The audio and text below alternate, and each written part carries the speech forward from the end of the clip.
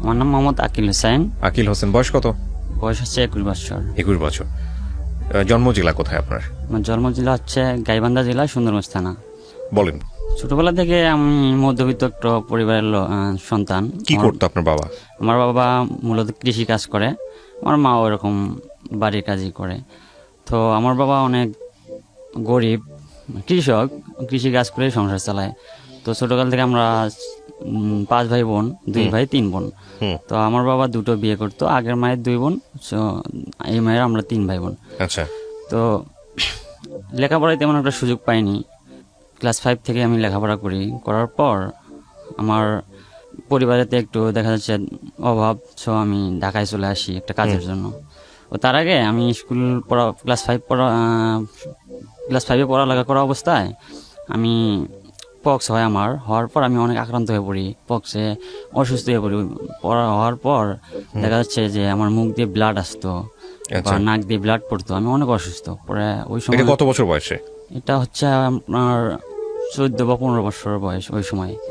তো হওয়ার পর আমার বাবা মানে অনেক টেনশন করে, কারণ আমার যে আগের মা ছিল ওই মায়ের একটা আমার ভাই ছিল, ওই ভাইটা প্রায় বিয়ের উপযুক্ত হয়েছিল, ওই সময় একই অবস্থায় সে মারা যায়।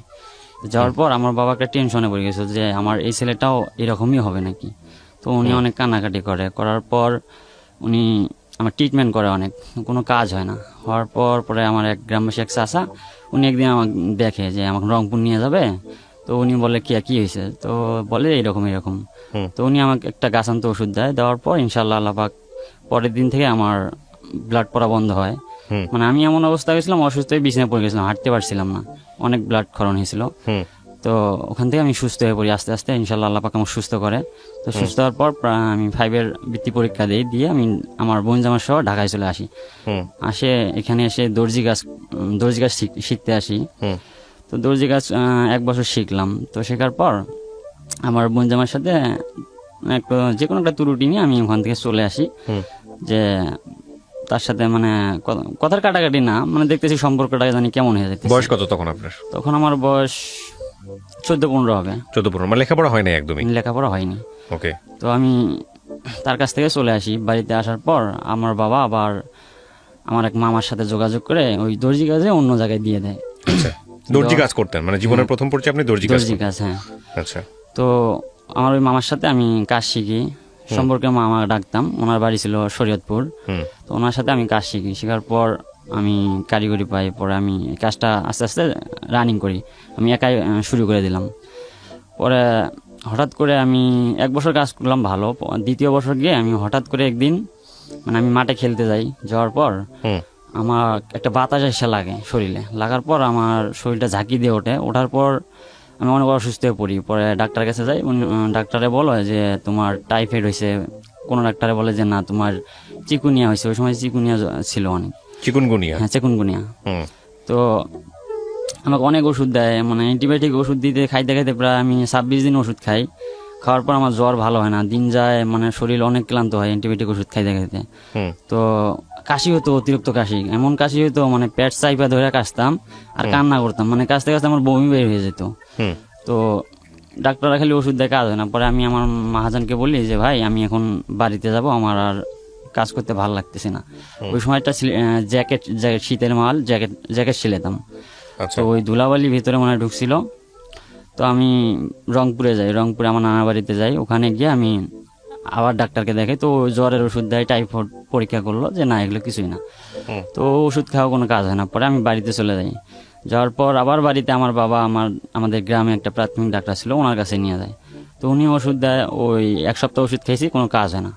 পরে আমি থানাহাট যক্ষা কেন্দ্রে গেলাম, ওখানে টেস্ট করার পর উনি ওখান থেকে বললো যে তোমার যক্ষা হয়েছে। তো যক্ষা হয়েছে, পরে আমাকে ওখান থেকে প্রায় 6 মাস চিকিৎসা দিল, ফ্রি চিকিৎসা। দৈনিক 3টা করে ট্যাবলেট খাইতাম, আর সাক্ষী নিয়ে ওষুধগুলো নিয়ে আসা লাগতো। পরে আমি 6 মাস ওষুধ খাওয়া অবস্থায় আমি বাড়িতে ছিলাম, বিশ্রামে ছিলাম, কোনো কাজকর্ম করতে দেওয়া হয়নি। তো ওই অবস্থায় যখন আমাদের বাড়ি কিন্তু চরে, মানে তিস্তা নদীর পাড়ে। তো তিস্তা নদী ভাঙার কারণে দেখা যাচ্ছে আমাদের বাড়ি গ্যাসে 5 দিন আমাদের বাড়ি ভাঙছে নদী ভাঙার কারণে।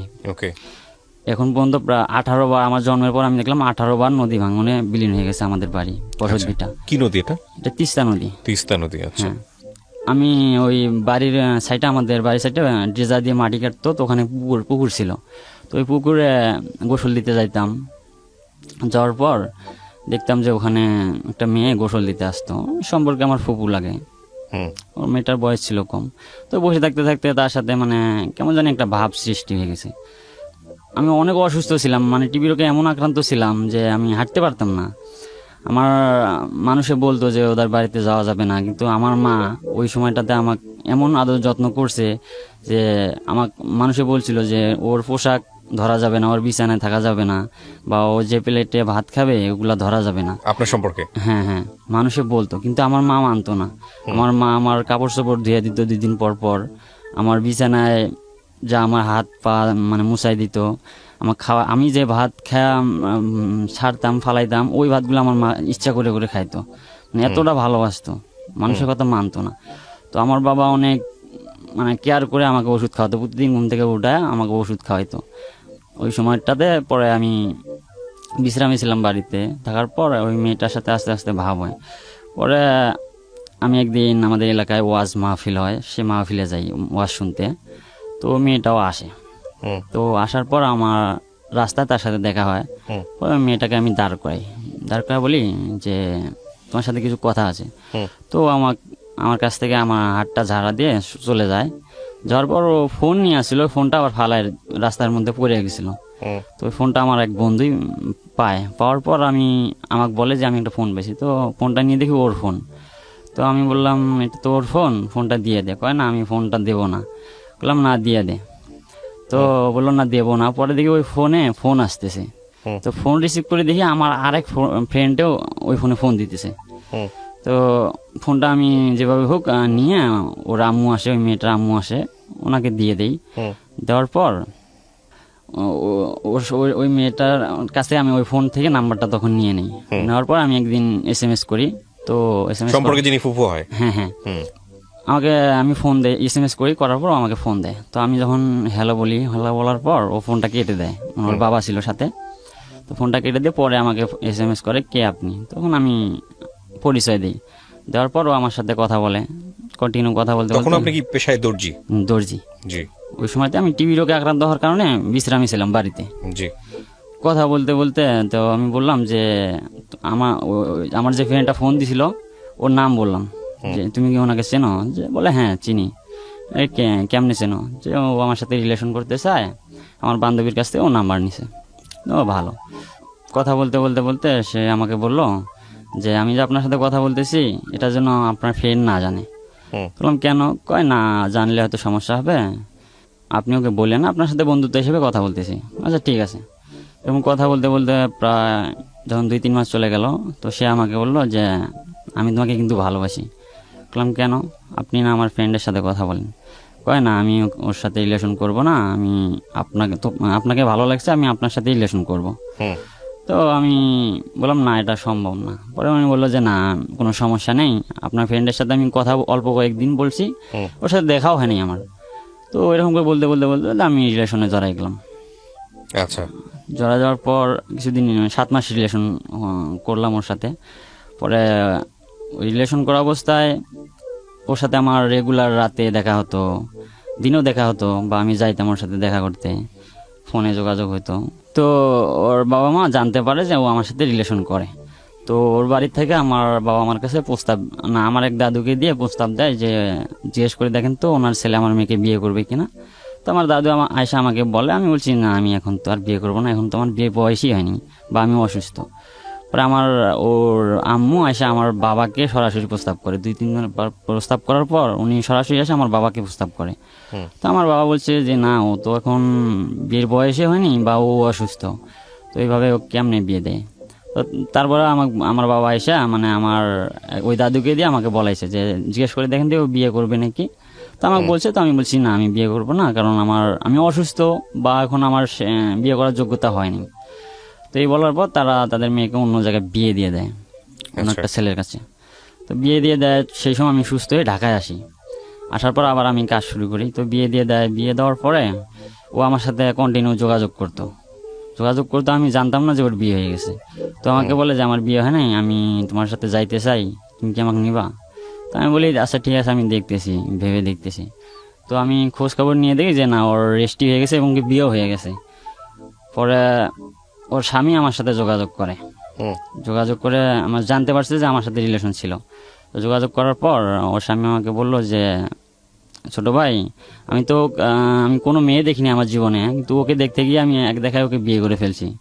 তো যেহেতু তোমার সাথে রিলেশন ছিল, আমি কিন্তু সব জানি, তারপর তোমার কাছে আমি আসলাম যে ওর সাথে যেন আমার সংসারটা সুখের হয়, যেন সংসারটা নষ্ট না হয়, সেক্ষেত্রে তুমি আমাকে একটু হেল্প করবা। বললাম আচ্ছা ঠিক আছে, সমস্যা নেই। পরে ওনার সাথে যোগাযোগ করে করে ও আমার সাথে যখন কন্ট্যাক্ট করতো, তখন আমি ওর স্বামীকে বলে দিতাম যে ও আমার সাথে যোগাযোগ করতেছে, আপনি ওকে একটু ইয়া করেন। মানে এমন সিস্টেমে আমার বলতাম যাতে ও আমার প্রতি একটা অবিশ্বাস সৃষ্টি হয়, যাতে আমার যোগাযোগ না করে, যাতে সংসারটা হয়, এটা আমি চাইতাম। তো এরকম করে অবিশ্বাস সৃষ্টি হয়ে গেল। পরে ও আমাকে বলল যে তো কিন্তু আমি জবাই করব। তো আমি হেসে এটা দিছি। কে বললো, মানে আপনার সঙ্গে যার সম্পর্ক? হ্যাঁ, সে বলল যে তুই আমাকে অনেক কষ্ট দিলি, তুই আমাকে বিয়ে করলি না। তো বললাম তুমি তো অন্য জায়গায় বিয়ে করে ফেলছো, তুমি ওখানে সংসার করো, সমস্যা নেই, আমি দোয়া করি তুমি সুখে থাকবা। ওর সাথে সম্পর্ক থাকার কত বছর পরে হচ্ছে ও এরকম আরেকজনকে বিয়ে করে? এই 1 বছর 1 বছরের মাথায়? হ্যাঁ। মানে আপনাকে বলছিল যে সে বিয়ে করতে যাচ্ছে? না, আমাকে বলেনি। না বলেই বিয়ে করছে? বিয়ে করছে যে আপনি হুট করে জানতে পারেন? হ্যাঁ, আমাকে বলতো যে ও আমাকে দেখতে আসছে, দেখতে এসে রেস্টি হয়ে গেছে। ও আচ্ছা। পরে ও বিয়ে হয়ে গেছে, কিন্তু ও জিনিসটা আমার কাছে গোপন রেখে গোপন কথা বলতো। রাখতো? হ্যাঁ। তারপরে আপনি সম্পর্ক রাখতেন ওই সময়টা? হ্যাঁ, রাখতাম, এমনকি ওর সাথে রেগুলারই যোগাযোগ হতো। আচ্ছা। তো পরে আমি আমি জানতাম না জানলাম যে ওর বিয়ে হয়ে গেছে? না না, আমি জানতাম ওর বিয়ে হয়নি। ওকে। পরে আমি যখন জানতে পারলাম, তখন তো আস্তে আস্তে আমি ওর কাছ থেকে সাইড কাটলাম। তো কাটার পর ও আমাকে একদিন বলল কি, তোকে আমি কুরবানির ঈদে, তো ঈদের দিন ও আমাকে ফোন দিয়ে বলে তোকে যে আমি জবাই করবো। বললাম কেন? তুই তো আমাকে অনেক কষ্ট দিছিস। বললাম কেন, কি কষ্ট দিলাম? আমি তো চাইছিলাম যে বিয়ের সময় হলে, বয়স হলে অবশ্যই বিয়ে করতাম। তো তোমাকে তো আগেই তোমার বাবা মা বিয়ে দিয়েছে, তুমি আমার সাথে শেয়ার করোনি। তো বলছে যে আরে না, আমি তোকে এমনিই বললাম, কিন্তু মন থেকে তো তোকে অনেক ভালোবাসি, তো সামনে পেলে জবাই করতে পারবো না, তোকে আমি দূর থেকে বললাম, এটা আমার রাগের কারণে। তো এরকম করে অনেক বলার পর আমি বুঝাইলাম, বোঝার পরে বুঝ মানছে, ইনশাল্লাহ ওখানে সংসার করতেছে, ওখানে একটা বাচ্চা হয়েছে। ওই সংসারে ওই সংসারে থাকো তুমি, আমি দোয়া করি সুখে থাকবা, সমস্যা নেই। ওকে, বুঝ মানছে? হ্যাঁ, মানছে। তো ওখানেও সংসার করতেছে, এখন ইনশাল্লাহ ভালো আছে। তো আমি ঢাকায় চলে যাই, যার পর মাঝে মাঝে ও ফোন দিত, দিয়ে আমার খোঁজ খবর নিত। কিন্তু আমি বলতাম যে তুমি ফোন দিও না, কারণ রাস্তাঘাটে দেখা হলে, যেহেতু এক এলাকায় বাড়ি, দেখা হলে তুমি ওই সময় কথা বলি আমার সাথে ভালো মন্দ, কিন্তু তোমার স্বামীর বাড়িতে গিয়ে বা চুরি করে ফোন দেওয়ার দরকার নেই। কারণ তোমার স্বামী জানতে পারলে দেখা যাবে যে তোমার সংসারে একটা অশান্তি সৃষ্টি হবে, বা তোমার স্বামীর মনে একটা সন্দেহ থাকবে, সংসারে অশান্তি সৃষ্টি হবে। তো ফোন দিও না। যদি কথা বলার ইচ্ছা থাকে তোমার স্বামীকে বলিও, তোমার স্বামীর ফোন দিয়ে কথা বলিও, সমস্যা নেই। তো এরকম করে বলার পর ও আর ফোন টোন দেয় না। 2 মাস 3 মাস পর বা 6 মাস পর একদিন ফোন দিত, দিয়ে ভালো মন্দ শুনতো, এতটুকুই। তো আমি ঢাকায় আসি, আসার পর আবার কাজ শুরু করি। করার পর কিছুদিন কাজ করার পর দেখা যাচ্ছে যে আবার আমার মাস্ক ছাড়া আমি কাজ করছিলাম। আর দর্জি কাজে দেখা যাচ্ছে ধুলাবালি অনেক ভিতরে ঢোকার পর আমার দেখা যাচ্ছে আবার বুক ব্যথা হয়, জ্বর আসে, কাশি হয়। তো আবার সমস্যা দেখা দেয়। পরে আমি আবার বাড়িতে চলে যাই, যাওয়ার পর আবার ওই যক্ষা কেন্দ্রে গিয়ে ওনাদের সাথে যোগাযোগ করি। তো ওনারা আমাকে বলে যে যেহেতু একবার টিবি রোগ হওয়ার পর দ্বিতীয়বার আর হওয়ার চান্স থাকে না, সেক্ষেত্রে আমরা একটা ডাক্তারের সাথে যোগাযোগ করে দেই, ওনার সাথে আগে দেখো উনি কি বলে। পরে একটা মেডিসিন বিশেষজ্ঞ ডাক্তারের সাথে আমাকে দেখা করাই দেয়, চিলমারি ডায়াগনস্টিক সেন্টারে উনি চাকরি করেন, নামটা আমি বলতে চাচ্ছি না। তো উনি আমাকে একটা এক্সরে দেয়, 2টা ব্লাড টেস্ট দেয়। তো আমি ওগুলা করার পর বলে যে না, তোমার টিবি নাই, কিন্তু তোমার টিবি হওয়ার পরে তোমার যে লাঞ্চে একটা ক্ষত ছিল, সেটা পরিপূর্ণ আর কি হয়নি। তো আমার কিছু মেডিসিন দিল, তো মেডিসিনগুলো আমি খাইতেছিলাম। খাওয়ার পরে দেখি আমার কোনো উন্নতি হয় না, দিন যায়, আমার হাত পায়ে বল শক্তি কমে যায়। তো যাওয়ার পর উন্নতি হয় না, 2টা ডোজ দিয়েছিল, কাজ হয় না। পরে উনি আমাকে বললো কি যে তাহলে তুমি এক কাজ করো, তুমি আর একটা বার টিবির ওষুধ খাইয়ে দেখো। তো বললাম আচ্ছা স্যার, আপনার যেটা ভালো হয়, আপনি তো ভালো বোঝেন, দেন যদি ভালো হয়। তো উনি আবার আমাকে 6 মাসের জন্য টিবির ওষুধ খাওয়ার দিল। পরে আমি ওষুধ খাওয়া শুরু করলাম। খাওয়ার পর দেখা যাচ্ছে যে ওষুধটা 6 মাস খাওয়ার পর মানে আমার বুকের ব্যথাটা কম ছিল, কিন্তু দিন যায় মানে আমার আর শরীর ঘাটতির দিকে চলে যায়। ওষুধ খাওয়ার পর জানি মনে হয় আমার শরীরে মারাত্মক রকমের কিছু ক্ষতি হয়েছে। মানে হাত পায়ে বল থাকতো না, মানে হাঁটতাম মনে হয় যেন আমার হাত পা ঠাস ঠাস করে ফুটতো, শরীরে জ্বর জ্বর ভাব হইতো, মানে আরও অনেক সমস্যা দেখা দেয়। পরে 6 মাস আমি ডোজটা কমপ্লিট করার পর আবার আমি ঢাকায় চলে আসি অসুস্থ অবস্থায়। জি। এসে কিছুদিন কাজ করি, কিন্তু আমি ভালো থাকতে পারতেছিলাম না। পরে আমি আবার চলে যাই বাড়িতে। যাওয়ার পর আমি রংপুরে আর একটা মেডিসিন বিশেষজ্ঞ ডক্টর নারায়ণ সরকার, হ্যাঁ ডক্টর নারায়ণ সরকার চন্দ্র, ওনার সাথে আমি যোগাযোগ করি। 600 টাকা বিল দিয়ে ওনার কাছে আমি চিকিৎসা নেই। তো নেওয়ার পর উনি কিছু মেডিসিন দিল, তো ওগুলো খাওয়ার পর মোটামুটি ইনশাল্লাহ আমি সুস্থ হয়ে বাড়িতে। তো ঈদে আমি বাড়িতে গেছি। যাওয়ার পর আমার মানে রাস্তা হাঁটতাম আমাদের বাড়ি থেকে প্রায় 30 গজ দূরত্ব হবে। তো ওখানে একটা মেয়ে রিলেশন ও মেয়েটা আমাকে দেখার পর, মেয়েটা অনেক ছোট ছিল, 12 বছর বা 13 বছর বয়স হবে। তো আমার এক ভাস্তিক দিয়ে আমাকে প্রস্তাব দেয় যে আমি ওর সাথে রিলেশন করব। ওই মেয়েটার ভাই আবার আমার ছিল ফ্রেন্ড, একসাথে ঘুরতাম, অনেক ক্লোজ ছিল। তো ওনার সাথে ও আমাকে প্রস্তাব দেয়, তো আমি প্রস্তাবে রাজি নই, যে না ও অনেক ছোটো মেয়ে, আর আমি তো অল্প কয়েকদিন মনে মনে ভাবি যে অল্প কয়েকদিন একটা রিলেশন করলাম, সেখানে অনেক কষ্ট পেয়েছি, তো ওইগুলো আর জড়াতে যাবো না, আমি যেহেতু পরিপূর্ণ সুস্থ না। তো আমাকে প্রস্তাব দেয়, আমি রাজি হই না। 2-3 বার প্রস্তাব দেওয়ার পর আমার এক ভাস্তিক দিয়ে প্রস্তাব দেয়, আমার নাম্বার চাইছিল। পরে আমি আমার এক ফ্রেন্ড ওকে পছন্দ করতো, তাই ফ্রেন্ডের নাম্বারটা দিই।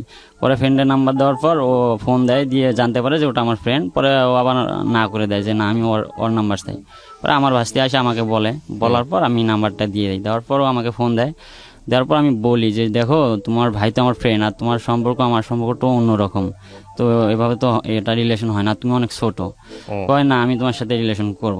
তো বললাম দেখো তুমি তো অনেক ছোট, এখন তোমার মানে বিবেকটা ঘুমান্ত অবস্থায়, তুমি এখন রিলেশন আবেগের ঠেলায় করতে চাইতেছো। যখন তোমার বিবেকটা জাগ্রত হবে তখন তুমি কিন্তু আমাকে ছেড়ে চলে যাবে, তখন আমি কষ্ট পাবো বা মেনে নিতে পারবো না। তো বললো না আমি ছেড়ে যাবো না, আমি তোমার সাথে রিলেশন করবো। তো আমি অনেক বুঝাইলাম, তো মানে না। তো বললাম আচ্ছা ঠিক আছে তুমি কথা বলো, দেখি কি হয়। আর কথা বলতে বলতে ওর সাথে রিলেশন হয়ে গেল, 7-8 মাস রিলেশন হয়ে গেল। হওয়ার পর কন্টিনিউ ওর বাড়িতে যাইতাম, দেখা করতাম। দেখা করার সময় দেখা যাচ্ছে ওর ভাই থাকতো, মাইন্ড করতো না, কেউ জানতো না যে আমি রিলেশন করি। তো একদিন হঠাৎ করে গ্রামের মধ্যে মানে ওর সাথে আমি আমার এক চাচার বাড়িতে কথা বলি, দেখা হয়। ওখানে গিয়ে আমার চাচাতো বোনের বান্ধবী, তো ওখানে গিয়ে কথা বলি। কথা বলার পর মানুষ, এলাকার লোক দেখতে পারে যে আমি ওর সাথে কথা বলতেছি, গ্রামের মধ্যে বাড়িতে এসে দেখে যে আমি ওর সাথে কথা বলতেছি। তো মানুষে অন্য একটা মাইন্ড করে নেওয়ার পর আমি ওখান থেকে বের হয়ে আসি, আমার এক দাদু এসে আমাকে বের করে দেয়।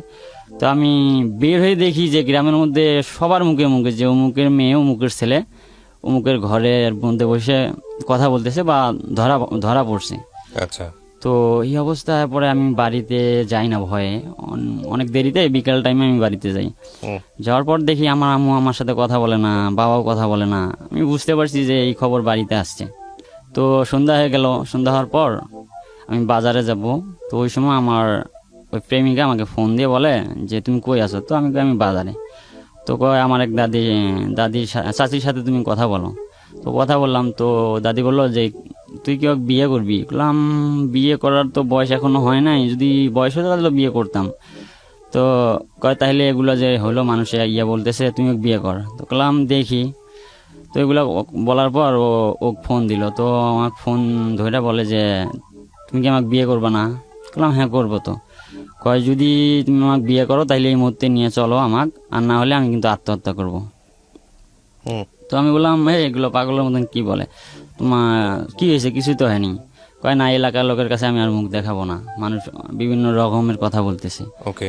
তো আমি বললাম সমস্যা নাই, তোমার আম্মু আসুক, তোমার আম্মু আসলে আমি তোমার আম্মুকে বুঝাই বলবো, এগুলা কোনো সমস্যা না, মানুষ এমনিই বলতেছে। তো ওর আম্মু মানে মাঠের কাজে থেকে আসার পর ওর আম্মু ওর কাছ থেকে শুনে আমাকে ফোন দেয়। তো আমি বলি যে না এগুলা মানুষ এমনি বলছে, আমি ওর সাথে এমনি কথা বলছিলাম। তো ওর আম্মু বললো তুমি কথা বলবো, আমার বাড়িতে এসে কথা বলতা, মানুষের বাড়িতে কেন গেছো? আর মানুষের এক একজনে এখন এক একটা কথা বলতেছে। তো অনেক আমাকে বুঝার পর ওকে বুঝ দেয়। তো বুঝ দিয়ে ও নিয়ে যায় ওর মামার বাড়িতে। তো ওখানে নিয়ে যা অনেক বুঝ দেয়। তো বুঝ দিতে প্রায় ওখানে 3-4 দিন ছিল। তো আমি ওর সাথে আর কি দেখা করতে গিয়েছিলাম ওখানে ওর মামার বাড়িতে। দেখা করতে গেছি, ওর মামার বাড়িটা ছিল ধূপনি নামে একটা জায়গায়, ওখানে ওর মামার বাড়িতে আমি খোঁজ নিয়ে নিয়ে যাই ওর সাথে দেখা করতে। তো দেখা করতে গিয়ে ওর মামা নিয়ে আমাকে দেখে যে আমি ওখানে আছি, পরে আমাকে ডাক দেয়, আমি বলি যে হ্যাঁ আমি এখানে আসছি ওর সাথে দেখা করতে। হুম। পরে ওর মামানি বলে হ্যাঁ তোমার এত বড় সাহস, তুমি এখানে আসছো দেখা করতে? আমি বলছি না, শুধু ওর সাথে একটু দেখা করে আমি ঢাকায় চলে যাবো, আর বাড়িতে থাকবো না। আচ্ছা। তো ওর মামানি আমাকে বলে হ্যাঁ তোমার এত বড় সাহস, তুমি ওর সাথে দেখা করতে আসছো?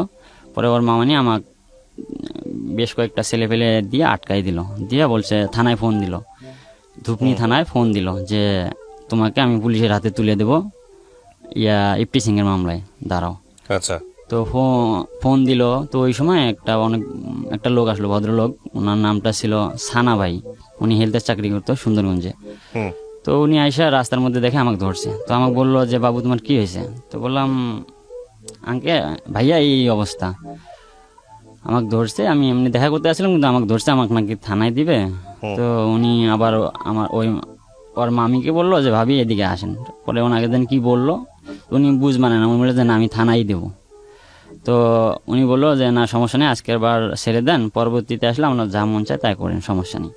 পরে উনি আমাকে হুন্ডাই করে নিয়ে আমাকে বাড়িতে পৌঁছায় দেয়। তারপর আমি বাড়িতে আসি। আসার পর আমার প্রেমিকা মনে হয় 3-4 দিন পর আবার বাড়িতে আসে। আসার পর ও আমাকে বলল যে আমার না রমজান মাসে আমার খালাতো ভাই দিয়ে বিয়ে ঠিক হয়ে গেছে। হুম। তো বললাম তোমার 13 বছর বয়স, 13 বছর 6 মাস ওই সময় বয়স, এই সময় তোমার বিয়ে দিয়ে দিবে? কি বলো পাগলের মতো? কয় না আসলে আমাকে বলে নাই, কিন্তু বলছে আমি শুনছি তাই তোমাকে বললাম, এখন কি করবা? আমি কই কি করব? কয় রমজান মাস পর্যন্ত সময়, ও রমজান মাসে ও ঢাকা থেকে আসলে আমাকে বিয়ে দিবে।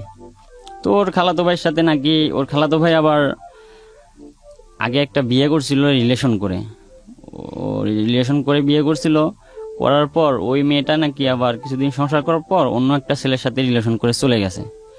তো ওই মেয়ে দিয়ে মানে ওর খালা আর ওর আম্মুর সাথে মানে একটা কন্ট্যাক্ট ছিল যে তোর মেয়েটা বড় হলে আমার ছেলেকে দিয়ে তোর মেয়ের বিয়ে দেবো। তো ওটা আমি জানতাম না, তো জানলে হয়তো আমি রিলেশনটা কন্টিনিউ করতামও না। তো ও আমাকে বলেনি। তো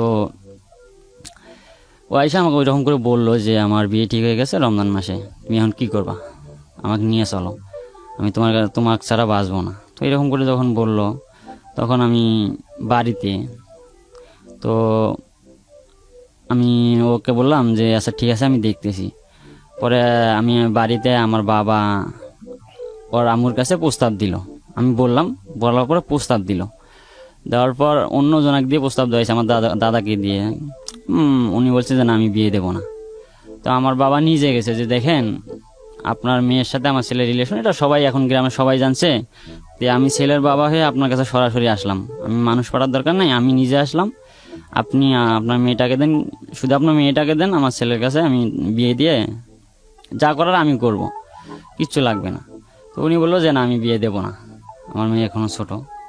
তো বলে ঠিক আছে যদি বিয়ে নাই দেন তাহলে তো আর জোর করার কিছু নাই, তবে পরবর্তীতে যদি কোনো দুর্ঘটনা ঘটে, হয়তো আমি এখন আপনার কাছে আমি আছি, তখন কিন্তু আপনি আমার কাছে যাইতে পারবেন না, বা আমি আমার ছেলেকে অনেক শাসন করছি, তারপরেও যদি কিছু করে তখন কিন্তু আমার কাছে আর যাইতে পারবেন না, বা আমি এর জন্য কোনো কিছু দায়ী নিতে পারবো না, আমি আমার ছেলেকে অনেক বুঝাইছি, শাসন করছি। তো উনি বললো যে না আমি বিয়ে দেবো না, আমার মেয়ে ছোট। তো এরকম করে আমি ঢাকায় বাড়িতেই ছিলাম। তো আমার স্ত্রী বলল যে প্রথম রমজানে ও বাড়িতে আসবে, আসলে আমার বিয়ে হয়ে যাবে, সব কিছু কমপ্লিট। তো আমাকে বলে আমাকে নিয়ে চলো।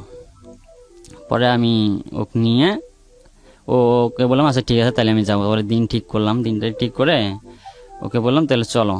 পরে ওকে নিয়ে ও বললো কেমনে যাব, তুমি দেখো কেমনে পারো। পরে ওর আম্মু মাঠে গেছে, চরের মধ্যে জমিতে কাজ করতে গেছে, ওই সময় প্রাইভেটে গেছে, প্রাইভেটে গিয়ে ওই দিক দিয়ে পরে চলে আসছে। আমি আবার একটা অটো ঠিক করে রাখছিলাম, ও অটোতে করে ও আমরা দুজনে উলিপুরে আসি। উলিপুর থেকে আমি একটা বাস নিয়ে আমার ফুপুর বাড়িতে যাই, দিনাজপুর, যেখানে আমি আমার জন্মের পরে কখনো যাইনি। আমি আমার ফুপুকে বলছি ফুপু আমি আসতেছি আপনার বাসায়। তো উনি বললে যে আচ্ছা আসো, অনেকদিন পর আসতেছো। তো বারবার আমাকে ফোন দিতেছে, দেওয়ার পর বললো যে কই তুমি? পরে বললাম আমি দিনাজপুর আসি। তো আমার ফুফাতো ভাইকে রিসিভ করতে পাঠায় দেয় আমাকে। তো ও আসে দেখে যে আমার সাথে একটা মেয়ে। পরে নিয়ে বাসায় গেলাম। পরে আমার ফুপু জিজ্ঞেস করলো যে এটা কে। পরে আমি কিছু বলি না, শুধু হাসি। তো হাসার পর বললো যে কে বলো। পরে বললাম এইরকম এরকম, ওকে আমি নিয়ে আসছি। পরে আমার বাড়িতে যোগাযোগ করলো, তো আমার বাবা জানতে পারলো। জানার পরে আমার বাবার সাথে কথা বলার পর, তো আমার ফুপা ছিল মুক্তিযোদ্ধা। তো উনি বলছে যেহেতু বয়স কম, এটা কিভাবে কি করা যায়, সম্ভব না তো, বিয়ে শাদীর ব্যাপারে এগুলা হবে না। তো তারপরে আমি আমার শ্বশুরবাড়িতে আবার আমার বউ একটা চিঠি লিখে আসছিল যে আমি আকিল হোসেনের সাথে ঢাকায় যাইতেছি, তোমরা আমাকে আর খোঁজ করিও না, আমি আর বাড়িতে আসবো না, আমি ওকে বিয়ে করব। এই জন্য ওর সাথে চলে গেলাম। এই চিঠিটা আমার শাশুড়ি দেখার পর কিছু লোকজন আমার ওই ফুপুর বাড়িতে ঠিকানা দেয় যে আমি দিনাজপুর যাইতেছি। তো আমার ফুপুর বাড়িতে লোকজন পাঠায় দেয়। তো 10-12 জন লোকজন পাঠায় দেয় আমাদেরকে ধরতে। পরে আমি রমজান মাস 2 জনের রোজা ছিলাম। পরে ইফতারি করে আমি ওখান থেকে রওনা দিই ঢাকার উদ্দেশ্যে। পরে আমি ঢাকায় এসে শ্যামলীতে নাইমা আমার এক বোনজামার বাসায় যাই, মতিঝিল।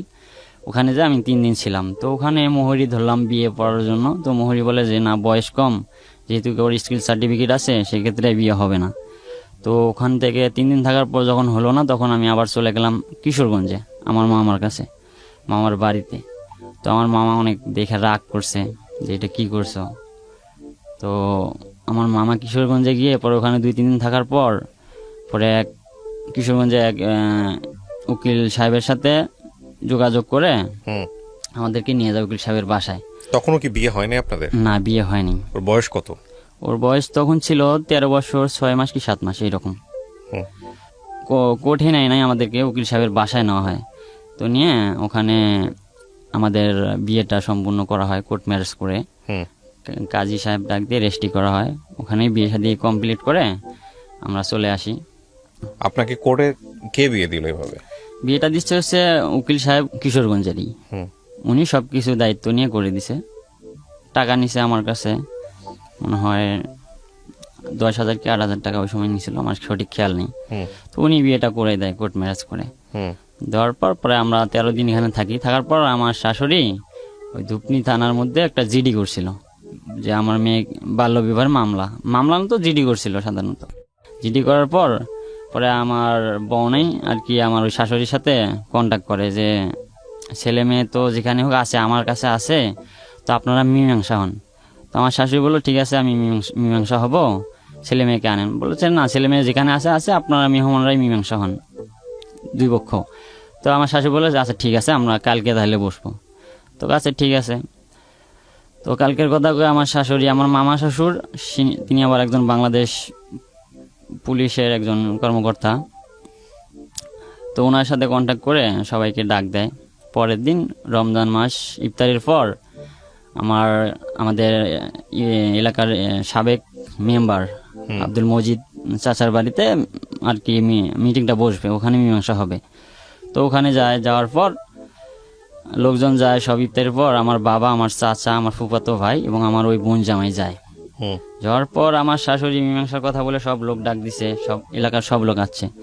আসার পর বলতেছে তোমরা যাও, আমরা আসতেছি, এই কথা বলে মেম্বারের বাড়িতে যাবে। তো আমার শাশুড়ি ওখানে ধুপনি থানা থেকে সিভিলে 4 জন পুলিশ নিয়ে আসে রাখছিল, এটা হয়তো কেউ জানতো না।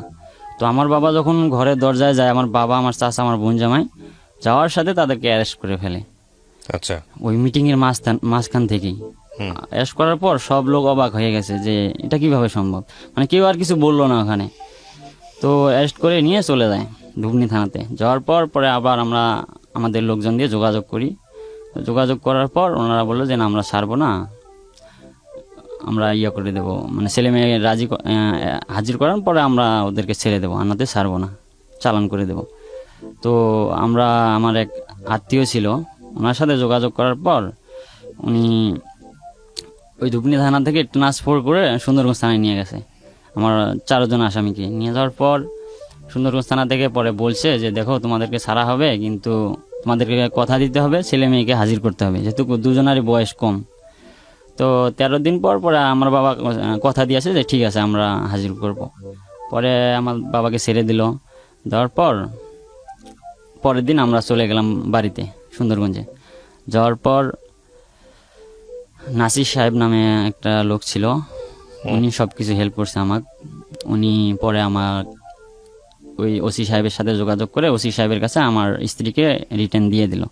দেওয়ার পর বলল যে আমার শাশুড়ি বলছে যে দেখেন ওর তো বয়স কম, ওকে আমরা নিয়ে যাই, নিয়ে যা রাখি, লেখাপড়া করুক, যদি ওর পূর্ণ বয়স হয়ে যায়, যখন সাবালিকা হবে, ও যদি ইচ্ছা করে ওর কাছে যাবে তো যাবে, সমস্যা নেই। তো বললো ঠিক আছে। ওই কথা বলে তারা নিয়ে গেল। আমি আমার মতো আমাদের বাড়িতে আসলাম। আসার পর 3 মাস কি 4 মাস পর আমার আমার বউয়ের সাথে তখন আমার কন্ট্যাক্ট নেই, যোগাযোগ করতে দেয় না। তো 3-4 মাস পর আমি হঠাৎ করে একদিন শুনি, না ও আমাকে ফোনে পরে যোগাযোগ করলো, রেগুলার কথা হয়, চুরি করে করে কথা বলে আমার সাথে। তো হঠাৎ করে একদিন শুনি যে ও নাকি বিয়ে হয়ে গেছে। ওর খালাতো ভাই যে ছিল, ওই খালাতো ভাই দিয়ে ওর বিয়ে হয়ে গেছে।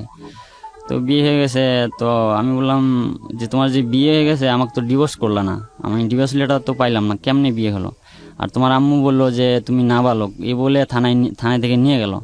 নিয়ে যাওয়ার পর তুমি আবার কেমনে সাবালিকা হলো, আবার তোমার আম্মু তোমাকে কেমনে ওখানে বিয়ে দিল? কারণ তখন আপনি কই? তখন আমি বাড়িতে পালিয়ে থাকেন নাকি জেলে পড়ছেন তখন? না, আমি জেলে ছিলাম না, আচ্ছা, আমাকে ধরতে পারে নাই। আমি আপনার বাবা মা তখন জেলে? না, আমার ও পরের দিনই ছেড়ে দিছে। হুম, দেওয়ার পর আমি বললাম যে তোমার মামা তিনি একজন থানা পুলিশ, তোমার আম্মু শিক্ষিত, তিনি একজন ওয়ার্ড ভাইস চেয়ারম্যান, তো তোমার ফ্যামিলিটা পুরাই শিক্ষিত। আমি না হয় অশিক্ষিত, ভুল করে নিয়ে গেছিলাম, তোমাকে নিয়ে বিয়ে করছিলাম। তো আমি তো থানার মধ্যে গিয়ে সেটা ভুল স্বীকার করে তোমাকে জমা দিয়ে আসলাম। আর তোমার আম্মু বললো যে না, আমি সাবালক না হওয়ার পর্যন্ত আমি ওকে লেখাপড়া করাবো। তো কিভাবে তোমাকে আবার তোমার খালাতো ভাইয়ের সাথে বিয়ে দিয়ে দিল? হুম, তো দেওয়ার পর এই কথা বলার পর ও বললো আমি তো এসব জানি না। তো বললাম তুমি তাহলে বিয়ে বসলা? তো না, আমাকে জোর করে করাইছে। তো জোর করে করাইছে, বললাম আচ্ছা ঠিক আছে। কাজী দিয়ে বিয়ে পড়াইছে না কোর্টে? কয় না, কাজী দিয়ে। যেদিন তোমাকে ডিভোর্স করাইছে ওই দিনেই বিয়ে পড়াইছে। হুম, তো 3 মাস। তো ওই সময় ও যখন আমার কাছে ছিল, তখন 3 মাস পর ও মানে ওখানে যাওয়ার পর ওর পেটে বাচ্চা ছিল, বাচ্চা কনসেপ্ট করে ফেলছিল ওই সময়। হুম, তো বাচ্চাটা 3 মাস পর ওর আম্মু নষ্ট করে ফেলার পর ও অনেক অসুস্থ হয়, হাসপাতালে নেওয়া হয়। পরে ওর আম্মুকে আমি ফোন দিলাম যে ও কই, ও অনেক অসুস্থ, ওর ব্লাড হইতেছে, তো হাসপাতালে আছে, ওর সাথে এখন যোগাযোগ করতে, কথা বলা যাবে না। বললাম আচ্ছা ঠিক আছে। তো ওইভাবে কিছুদিন গেল, তারপর অসুস্থ হয়ে বাসায় ফিরে আমাকে ফোন দিয়ে বলে যে পরে ওর জিএসসি পরীক্ষা, পরে 5 মাস পর ও পরীক্ষা দিতে আসলো ওদের বাড়িতে, আমাদের কাশিম বাজারে। তো জিএসসি পরীক্ষা দেওয়ার পরও আমার সাথে রেগুলার যোগাযোগ করতেছে, কন্টিনিউ কথাবার্তা হইতেছে। তো আমাকে বলে যে আমি তো তোমার কাছে যাব। আমি বললাম কেন, তোমার তো ওই জায়গায় বিয়ে হয়ে গেছে, তুমি আবার আমার কাছে আসবা কেমনি? তো বললো যে না, আমি তো ওকে স্বামী হিসাবে মেনে নিতে পারছি না, আর যেহেতু আমি তোমার সাথে রিলেশন করছি, আমি তোমার সাথে থাকতে চাই, তোমার সাথেই বাঁচতে চাই, হুম, আমি তোমার কাছেই যাব, তুমি আমার স্বামী, আমি ওকে স্বামী হিসাবে মেনে নিতে পারি না। আমি যদি নাবালক হয়ে থাকি বা আমার যদি স্বামীর প্রয়োজন হয়, তাই আমি তোমার কাছেই যাব। আমার জীবনে যদি স্বামী লাগে তো আমি তোমাকেই নিয়ে থাকবো, আমি ওকে স্বামী হিসাবে মেনে নিতে পারছি না। তো এগুলো বলার পর তার সাথে আমার রেগুলার যখন যোগাযোগ হয়, এরকম কন্টিনিউ যোগাযোগ হইতে তো তোর যখন জিএসসি পরীক্ষা শেষ হয়ে গেল, হওয়ার পরের দিন আমরা আবার তারিখ ঠিক করলাম, যে হওয়ার পরের দিন ওকে নিয়ে আবার আমি চলে আসলাম ঢাকায়। হুম, নিয়ে আসি আবার আমি ঢাকায় এসে আমার ইয়ের বাসাতে উঠলাম, আমার এক বোনের বাসায়, আমার বড় বোনের বাসায়।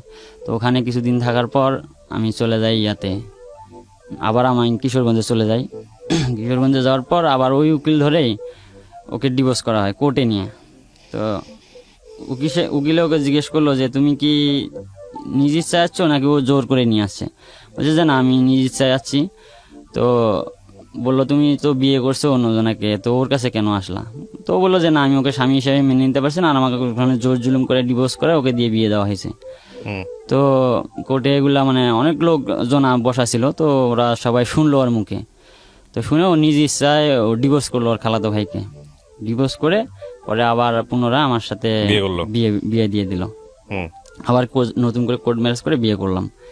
করার পর ভালোই ছিলাম, প্রায় 1 মাসের মতন ভালোই ছিলাম। থাকার পর হঠাৎ করে একদিন আমার বাবাকে ধরে নিয়ে গেল পুলিশে বাজার থেকে। এই বিয়ে করার কারণে? হ্যাঁ, আর বাবাকে তো আবারও ধরে নি, আগেও ধরে নিয়ে আগে গেছিল? ধরছিল একবার। পরে আমার বাবাকে আবার ধরলো, ধরার পর আমরা জানলাম যে আমার নামে অপহরণ মামলা করা হয়েছে। হুম আমার শাশুড়ি এবং আমার মামা শ্বশুর মিলে মামলাটা করছে যে ও ওদের বাড়ি থেকে ওর স্বামীর বাড়িতে যাইতে ধরছিল। আমি রাস্তার মাঝ থেকে আমার বন্ধু বান্ধব সহ মোটর সাইকেল দিয়ে ওকে মানে ওখান থেকে তুলে নিয়ে আসছি। এই ধরনের একটা মামলা সাজিয়ে মামলাটা করে ধুবনি থানায়। তো তারপরে আমার বাবাকে ধরে নিয়ে যায়, নিয়ে যাওয়ার পরে ধুবনি থানার পুলিশ অফিসার আমার বাবাকে বলে যে কিছু টাকা পয়সা দাও, আমরা তোমাকে ছেড়ে দিই। তো আমার বাবা বলছে যে না, আমি টাকা পয়সা দেবো না, আপনারা নিয়ে যান, আমাকে নিয়ে যা চালান দিবেন এটাই তো দেন। তো চালান দিল, নিয়ে যায় থানায় রাখলো একদিন। রাখার পর ওর আমার যে মামা শ্বশুর পুলিশ উনি আসছে, আসে আমার বাবাকে বলে যে তুমি কি আমাকে চেনো থানার মধ্যে? তো আমার বলছে না, আমি তো আপনাকে চিনি না। হুম তো আমার মামা শ্বশুর বলে যে আমি নরিনের মামা, আমি কিন্তু এবার কিন্তু তোমার যে কাশিম বাজার যে চর আছে এই চর কিন্তু ওলট পালট করে দেব। তো আমার বাবা বলছে দেন, যে আপনার ক্ষমতা আছে আপনি দেন। আমার বাবা জেলেই তখনও। তো একদিন থাকার পর পরে চালান করে দেয় কোর্টে, গাইবান্ধা কোর্টে চালান করে দেওয়ার পর ওখানে 26 দিন ছিল। তো আমার শাশুড়ি ওই মামলাটা মানে বিচার চাওয়ার জন্য অনেক করছে যে চালু চালু বিচার হয় না কেন। পরে আমার বাবাকে আবার 3 দিনের রিমান্ডে নেয়, আমার শাশুড়ি রিমান্ডের আবেদন করে হুম যে 3 দিনের রিমান্ডে নেয় আমার বাবাকে। তো রিমান্ডে নিয়ে আসে। তো আমরা তখন ঢাকায়। তো আমার বাবাকে জিজ্ঞেস করছে যে তুমি তোমার ছেলে কই, ছেলের বউ কই, কোথায় আছে, আমরা ঠিকানা দাও। তো আমার বাবা বলছে আমি কেমনে জানবো, আমি তো থানায়। আর ছেলে যাওয়ার পর থেকে তো আমার সাথে আর যোগাযোগ করেনি। দ্বিতীয়বার, প্রথমবার যাওয়ার পর আমি যোগাযোগ পাইছি, আপনাদেরকে আইনে দিছি। তো দ্বিতীয়বার যাওয়ার পর তো সে আমার সাথে আর যোগাযোগ রাখে নাই, হুম বা আমিও তার চেষ্টা করছি, আমি তার সাথে যোগাযোগ করতে পারিনি, কারোর সাথে কারো যোগাযোগ নেই। তো তখন রিমান্ডে নিয়ে আসলো, তখন আমি আমাদের বাড়িতে জানতে পারলো যে তার রিমান্ড হয়েছে 3 দিনের। হুম পরে বাড়ির থেকে তারা লোকজন চলে গেল যে বৃদ্ধ লোক, এই লোককে রিমান্ডে নিয়ে মারধর করলে তো অবস্থা খারাপ হয়ে যাবে। অসুস্থ ছিল আমার বাবা, হুম ওনার 2টা কিডনিতেই সমস্যা, অনেক অসুস্থ। কয়েকদিন পর পর শরীরে রস নামে, অনেক ব্যথা হয়। তো ওই লোকরে রমজান মাসেই ধরে নিয়ে গেল। তো আবার রিমান্ডে নেবে 3 দিনের। তো হুম রিমান্ডে নিয়ে এসে ওগুলো জিজ্ঞেস করলো। তো আমার বাবাকে সময় দিল, কয় তুমি তোমার 15 দিন সময়, 15 দিনের ভিতরে তুমি তোমার ছেলেকে হাজির করাও। ধুবনি থানা পুলিশ বললো। তখন আমার বাবা বললো আমি তো থানায় আছি, আমি কেমনে হাজির করবো, আপনারাই দেখেন, আপনারা তো বাইরে আছেন, আপনারা চেষ্টা করে দেখেন, খুঁজে বের করতে পারলে নিয়ে আসেন, আমি কেমনে বের করবো এখান থেকে। তো এই কথা বলার পর আমি আমাদের লোক যায় থানায়, যেহেতু রিমান্ডে নিছে সেক্ষেত্রে খামে করে তাদেরকে 5,000 টাকা দেয় থানায়, যে যাতে তাদেরকে আমার বাবাকে মারধর না করে। তো ওনারা মারধর করে নাই, ওনারা এমনি মুখে জিজ্ঞাসাবাদ করছে। তো জিজ্ঞাসাবাদ করার পর আমার শাশুড়ি আবার গেছে ওই সেদিন থানায়, আমার বাবার জন্য রুটি কলা এগুলো নিয়ে গেছে। হুম নিয়ে যা আমার বাবাকে দিছে যে এগুলো খাও। তো আমার বাবা বলছে যে না, আমি আপনার এগুলা খাবো কেন, আমাকে যে পুলিশ অফিসার নিয়ে আসছে আমার স্যারে যা খাইছে আমাকেও তো তাই খাওয়াইছে, তো আমি আপনার রুটি কলা তো খাবো না। তো এগুলো বলার পর আমার শাশুড়ি অনেক মানে রাগারাগি করে ওখান থেকে চলে আসছে। তো আসার পর আবার আমার বাবাকে নিয়ে গেছে 3 দিন রিমান্ড হওয়ার পর, আবার কোর্টে নিয়ে গেছে। তো কোর্টে নেওয়ার পর আমরা এইদিকে আমি পরে ঢাকায় গিয়ে চাকরি খুঁজি, ওই সময় চাকরি নেই, হাতে টাকা পয়সা নাই। পরে আমার ফুফাতো ভাইয়ের সাথে কন্ট্যাক্ট করে পরে আমি ঢাকা বেক্সিমকো যে একটা আছে ফ্যাক্টরি আছে, গার্মেন্টস ফ্যাক্টরি, তো বেক্সিমকোতে আমি চাকরি নেই, অনেক কষ্টের পর ওখানে চাকরি হয়। তো চাকরিটা হওয়ার পর আমরা দুজন ওখানে থাকি, আমি চাকরি করি প্রায় 1 মাস চাকরি করলাম। অনেক কষ্ট, মানে থাকা খাওয়ার অনেক কষ্ট, মানে দুজন যে ছিলাম অনেক কষ্ট, বালিশ ছিল না থাকার ঘুমানোর, ঘরে অনেক ওই সময় অনেক ঠান্ডা শীতে। পরে আমার মা একটা পাঠায় আমার জন্য, কম্বল খেতা এগুলো নিয়ে মানে অনেক কষ্ট করে ওখানে থাকতাম। ঠিক মতো খাওয়া হতো না, মানে বাড়িতে টাকা পয়সার এক সমস্যা, এখানে আমি চাকরি পাচ্ছিলাম না, টাকা পয়সা নাই, ওকে নিয়ে অনেক কষ্ট করে ওখানে থাকতাম। ও তো মেয়েটা অনেক ছিল ছোট, তো ওকে অনেক কষ্ট দিতাম না, আমি যতটুকু পারতাম ওকে ভালো রাখার চেষ্টা করতাম। ও আমাকে বলতো যে দেখো আমি ওকে পরে বললাম যে তুমি তোমার বাড়িতে যোগাযোগ করো, তোমার আম্মুর সাথে তোমার আব্বুর সাথে কথা বলো, বা তোমার মামার সাথে কথা বলে বলো যে আমি আসছি, আমি ওর সাথে থাকতে চাই, তুমি তো ম্যানেজ করতে পারবা তোমার ফ্যামিলিকে, তো তুমি কথা বলে দেখো। তো বলে যে না, আমি ওনাদের সাথে কথা বলবো না, আমি আমার বাবা মা আমার পুরো ফ্যামিলি ত্যাগ করে আসছি, আমি আর তাদের সাথে কথা বলতে চাই না, তোমার যদি লজ্জা না থাকে তুমি কথা বলো।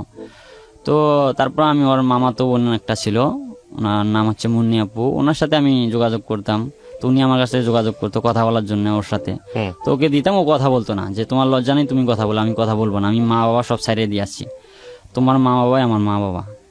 আর তুমি যদি গাছতলায় থাকো আমি গাছতলায় থাকবো, কিন্তু আমি আমার ফ্যামিলির কাছে আর যাব না। যে আমার ফ্যামিলি তো আমার ভালো চাইতেছে না, আমি যেটা চাই আমার ফ্যামিলি চায় না, ওই ফ্যামিলির আমার প্রয়োজন নেই। তো এইরকম করে ছিলাম 1 মাস, ওখানে আমি চাকরি করলাম। তো খুব কষ্ট, বেতন না, বেতন পাই নাই, খাওয়া দাওয়ার অনেক কষ্ট হইতো। তো ঘরে যে থাকতাম ওই সময় ঠান্ডা, বালিশ ছিল না, তো একটা ব্যাগ নিয়ে আসতো, ওই ব্যাগের মধ্যে মানে শীতান দিয়ে 2জন থাকতাম। সকালবেলা দেখা যেত আমি ডিউটিতে কোনদিন খেয়েও যেতাম, কোনদিন না খেয়েও যাইতাম। ঘরের চাল ডাল ছিল না, পরে আমার মা বাড়ি থেকে চাউল পাঠাইতে, ওগুলো দিয়ে আর কি চলি 1 মাস। চলার পর পরে আমার বাবার জামিন হয় না আমার, পরে অনেক দিন মানে ওই সময় আবার করোনা ভাইরাস চলে আসে, ভাইরাসের কারণে আর জামিন হয় না। আজ ডেট দেয়, আবার পাউসে যায়, আবার পরে একটা ডেট দেয়, ওটা পাউসে যায়, এরকম করতে করতে 26 দিন ছিল কারাগারে থাকার পর পরে 80,000 টাকার বিনিময়ে আমার বাবার জামিন হয়। সে চলে আসে। আসার পর আমার স্ত্রীর সাথে আমার সাথে পরে যোগাযোগ হয়, কথা বলে। তখন আমার বাবা আমার সাথে কথা বলে, আমার স্ত্রীর সাথে কথা বলে। তো আমার স্ত্রী আমার বাবাকে জিজ্ঞাসা, যে বাবা আপনাকে যে ওখানে ধরে নিয়ে গেছিলো কোনো কষ্ট হয়েছে? তো আমার বাবা বলে যে না, আমার কোনো কষ্ট হয়নি। কিসের কষ্ট? ওখানে আরও লোক ছিল, তাদের সাথে আমি ছিলাম, কোনো কষ্ট হয়নি। তো আমি এগুলা মানে পাশ থেকে বলে দিতাম যে শোনো দেখি ওখানে কীরকম কষ্ট হয়েছিল, বাবাকে তো ধরে নিয়ে গেছিলো, তুমি একটু শোনো, আমি তো আর শুনতে পারতেছি না।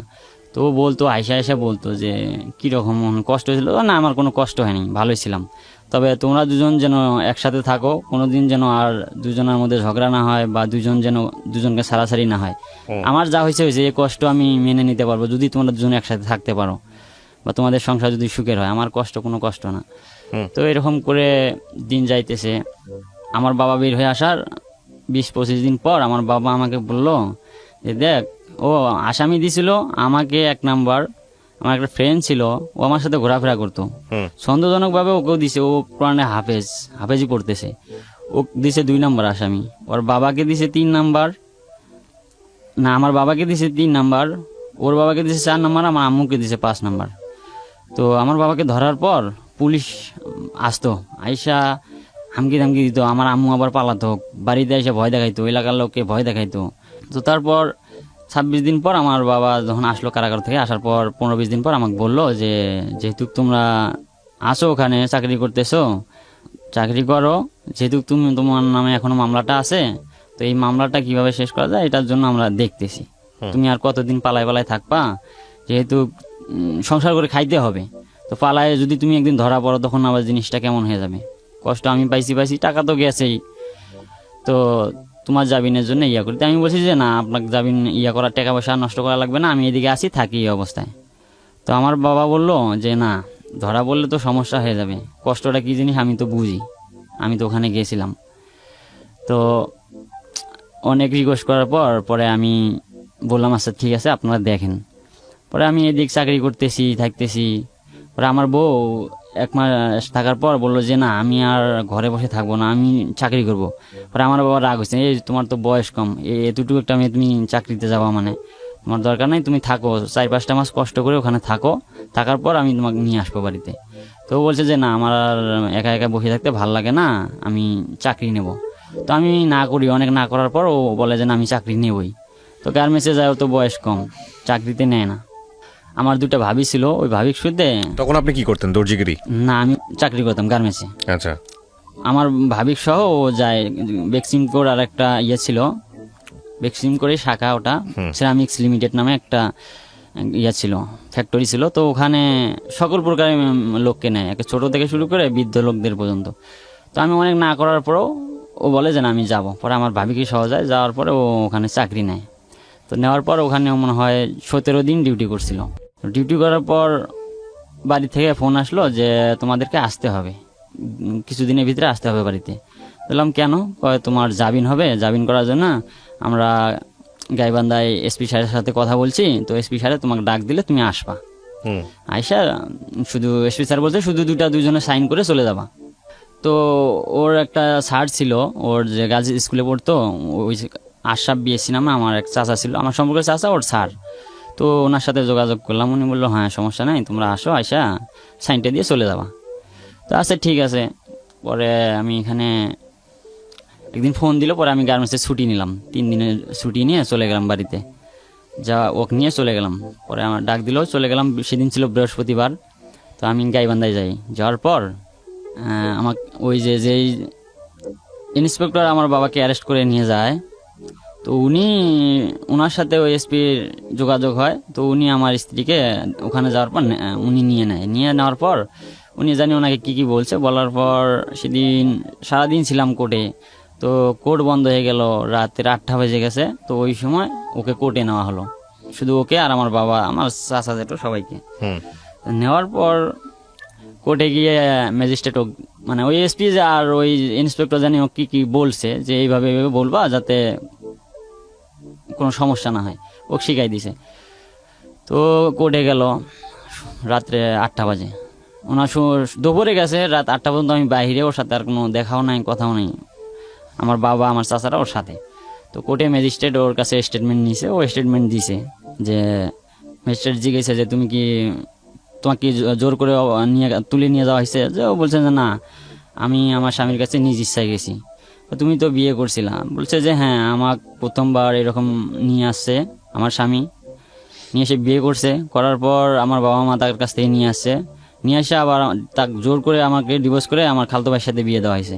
তো আমি তাকে স্বামী হিসেবে মেনে নিতে পারি নাই। আমি আবার আমার প্রথম স্বামীর সাথে যোগাযোগ করে, তারপর ম্যাজিস্ট্রেট কি বলেছে সবকিছু শোনার পরে? তিনি শোনার পর তিনি বলল যে, ম্যাজিস্ট্রেট বলল যে ঠিক আছে, তোমার আম্মু তো এই মামলা করছিল, অপহরণ মামলা, যে তোমাকে তুলে নিয়ে যাওয়া হয়েছে। তো তুমি যেটা বললা সেটা তো সে হিসেবে তো ছেলের দোষ নাই। তো ঠিক আছে, এখন কি তুমি ওর সংসার করতে চাও? তো বললো হ্যাঁ, আমি ওরই সংসার করব, ওর সাথে গেছি, ওরই সংসার করব। তো তখন আমার বললো, ম্যাজিস্ট্রেট বললো, তাহলে না, তোমার তো এখনো সেই বয়সটা হয় নাই, তো তোমার আম্মু তোমার আব্বু যেটা বলবে তোমাকে সেটাই শুনতে হবে। তো তোমাকে এখন তোমার আব্বু আম্মুর সাথে তাদের বাড়িতে যাইতে হবে। তো আমার স্ত্রী বললো যে না, আমি ওদের বাড়িতে যাব না, আমার বাবা মার বাড়িতে যাব না, আমি আমার স্বামীর বাড়িতেই চলে যাব। কারণ আমার বাবা মা তো আমি যাকে চাই তারা তো সেটা বোঝে না। ওখানে নিয়ে যাওয়ার পর আবার ওকে ডিভোর্স করে আবার ওই জায়গায় বিয়ে দিবে, আমি জানি। আমি ওখানে যাব না, আমি আমার স্বামীর কাছ থেকে আসছি, আমি আমার স্বামীর কাছে চলে যেতে চাই। তো অনেক জোরাজুরি করার পর আমার শাশুড়ি, তারপরে আমার ওই খালা শাশুড়ি, যার ছেলে দিয়ে ওর বিয়ে হয়েছিল, তো উনি গেছে, ওনারা মানে আমার স্ত্রীর হাত ধরে টানাটানি, এক পর্যায়ে ওখানে ধস্তাধস্তি শুরু হয়। তো আমার স্ত্রী আমার ওই খালা শাশুড়িকে একটা ধাক্কা দেয়, দিয়ে বলে যে তোমরা সবাই যাও, আমি তোমার কাউকে চিনি না, যে আমি আমার স্বামীর কাছে গেছি, আমি ওখানেই থাকবো, তোমাদের কেউকে আমি চিনি না। তো এগুলা বলার পরে ম্যাজিস্ট্রেট বললো যে তোমরা যেহেতু এরকম করতেছো, যেহেতু ওর স্বামীর কাছে যেতেছে, আবার তোমরা চাইতেছো, সেক্ষেত্রে আমি কাউকেই দেবো না, যেহেতু ওর বয়স কম, আমি কাস্টডি করে ওকে রাজশাহী পাঠাই দেবো, কাস্টডি মধ্যে থাকবে, ও যখন বয়স হবে তখন ও বের হয়ে যেটা ডিসিশন নিবে ওটাই। তো এটা বলার পর সবাই একটা টেনশনে পড়ে গেল যে ওর বয়স কম, এই মেয়েটা কাস্টডি করে পাঠাই দিবে। তো ও বললো যে না, আমি ফ্যামিলিতে যাব না। তো ও আর আমিও বললো যে আমি আসছি কিন্তু এখানে মীমাংসা হইতে, তো আমাকে মীমাংসা করে দেন। তো ম্যাজিস্ট্রেট বললো যেহেতু মীমাংসা হইতে আসছেন, তো ঠিক আছে, তার তো আর কোনো কথাই থাকে না, তো মীমাংসা হয়ে যান। তো বলছে ঠিক আছে। তো আমার স্ত্রী বললো যে মীমাংসা হোক আর যাই করুক, আমি কিন্তু আমার ফ্যামিলিতে আগেই যাব না, প্রয়োজনে আমি ওই যে আমার ওর স্যার ছিল যে আশরাফ বিএসসি স্যার, আমি ওনার সাথে ওনার বাড়িতে যাব, ওনার বাড়িতে থাকবো। পরের দিন যদি লোকজন পাঠায়া নিয়ে আসে আমাকে, ওখান থেকে আমি আসবো, আগে আমি যাব না।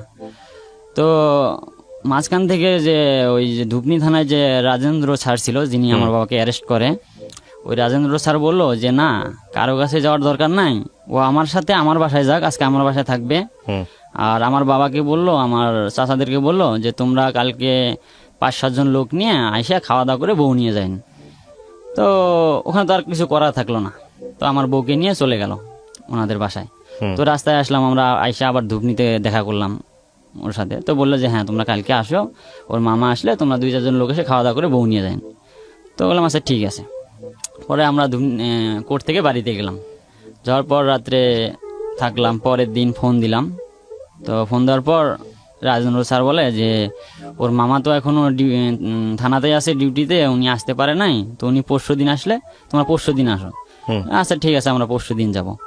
তো পরশু দিন ফোন দিলাম, তো বলে যে না এখন একটু সমস্যা আছে, আপনারা মঙ্গলবারে আসেন।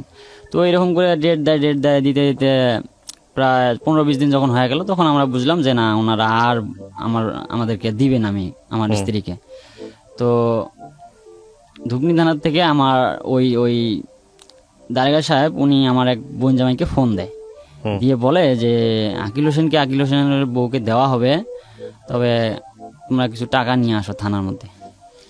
নিয়ে আসলে আমি দিয়ে দেবো, আমি নিজে থুই আসবো ওর বাড়িতে।